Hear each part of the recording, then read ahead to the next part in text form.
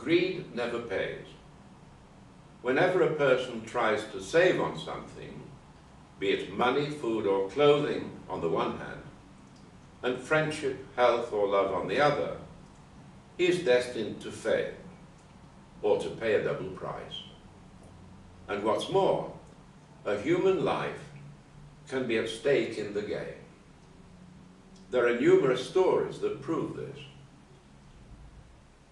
At one time, when someone died, their friends and family were supposed not to eat a mouthful of food or drink anything but water until after the funeral. In this way, they demonstrated their grief and paid their last respects to the deceased. John Overs, an English gentleman, was particularly ingenious when it came to money saving.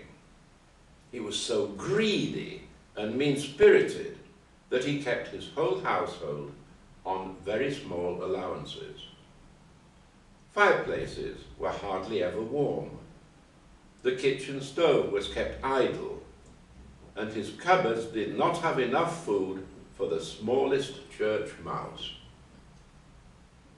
But there came a day when Mr. Overs was forced to spend a lot of money.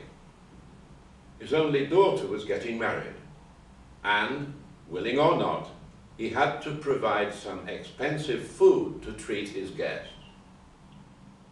However, the very idea of such extravagant spending was so discouraging for him that he invented a tricky scheme. In order to save on food for his family and servants, he decided to play dead for a while.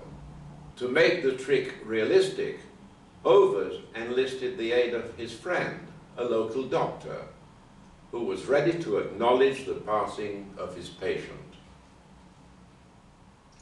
After the pronouncement of Overs' death, the body was laid out on a table and covered with a sheet. As he lay pretending to be dead, he probably began calculating how much money he was saving that day. His family and servants, however, were so happy that the old skinflint had died that they threw a party. They broke into the cellar and ate and drank everything they could lay their hands on.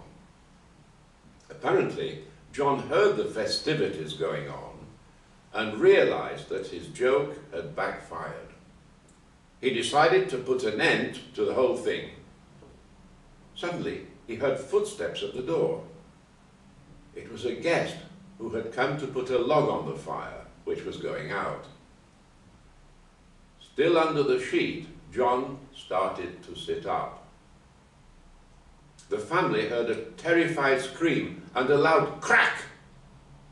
They immediately rushed into the room, only to find John Overs sitting on the table, moaning and holding his head in his hands. His miserly trick had gone wrong, and he had paid the price for his greed.